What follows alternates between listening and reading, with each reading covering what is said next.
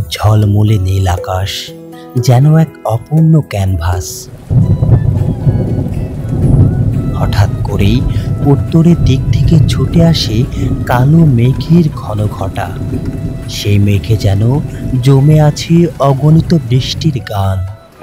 শুরু হয়ে যায় মেঘের তর্জন গর্জন। প্রকৃতির বুকে যেন বজ্রের ঢোল বাজতে থাকে। তোলার মতো সাদা মেঘেরা সেই কালো মেঘের ফাঁকে ফাঁকে লুকোচুরি খেলতে খেলতে মিলিয়ে যায়। কিছুক্ষণের মধ্যেই ঝমঝমিয়ে নামে বর্ষা। প্রকৃতি যেন আবার প্রাণ ফিরে পায়। মেঘ থেকে টুপটাপ করে ঝরে পড়া ফোঁটাগুলোর শব্দে মাটির ঘ্রাণ চারিদিকে ছড়িয়ে পড়ে। মাঠ, খাল, বিল, নদী সব যেন নতুন করে সেজে ওঠে। এই বর্ষার বুকে একদল তরুণ যুবক মাথায় বৃষ্টি নিয়ে মাছের পোনা পৌঁছে দিচ্ছে দেশের এক প্রান্ত থেকে অন্য প্রান্তে। আজকে সিলেটে সুনামগঞ্জের দিকে এগিয়ে যাচ্ছে তাদের যাত্রা। থেমে থেমে আসা বৃষ্টির নাচানাচিতে তারাও ভিজছে, হাসছে আর আনন্দের সাথে পথ পাড়ি দিচ্ছে। বর্ষার এই ঝিরিঝিরি বৃষ্টি যেন তাদের ক্লান্তি ভুলিয়ে দিয়েছে। এই তরুণদের সকাল থেকে শুরু হয় মাছের পোনা বেচা কেনা আর চলে গভীর রাত পর্যন্ত। খরার গরমে যারা পোনা ছাড়তে পারেনি তারা এখন বর্ষার থই থই পানিতে বড় সাইজের পোনা নিয়ে দ্রুত ক্ষতি পুষিয়ে নিতে চায়। কারণ এই বর্ষায় তাদের শেষ ভরসা।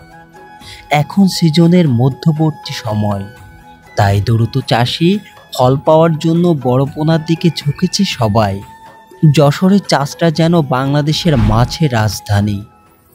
এখান থেকেই দেশের 70% মাছের পোনা পৌঁছে যায় খাল, বিল আর পুকুরের প্রান্তে।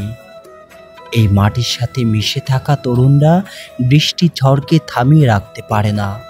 ওরা বর্ষাকে সঙ্গী করেই ছুটে চলে চাষিদের হাসি ফোটানোর মিশনে। বিশেষ করে জিথিরি রুই মাছ, যে মাছ সাধারণ রুই থেকে 37% বেশি বৃদ্ধি পায়। রোগবালাই কম হয় আর লাভ বেশি দেয়। ওয়ার্ল্ডফিশের দীর্ঘ 12 বছরের গবেষণার ফল এই জিথিরি রুই। চাষিরা তাই এখন জিথিরিকে বেছে নিচ্ছেন নিঃসংকোচে। এর পাশাপাশি হালদা নদীর কাতলা, মেরিগেল, black carp, grass carp, mirror carp সবই যাচ্ছে অঞ্চল ভেদে বিশেষ চাহিদা অনুযায়ী। বর্ষার জল, মাছের পোনা আর মানুষের জীবনের এই সম্পর্কটা নিছক পেশার নয়, এটা নেশা, এটা ঐতিহ্য। তাই তো প্রবাদ আছে, মাছি ভাতে বাঙালি। চাষটার পোনা যেন সেই ঐতিহ্যের বার্তাবাহক, যেটা বৃষ্টির ফোঁটার মতোই সারা বাংলার বুকে জুড়ে ছড়িয়ে পড়ে।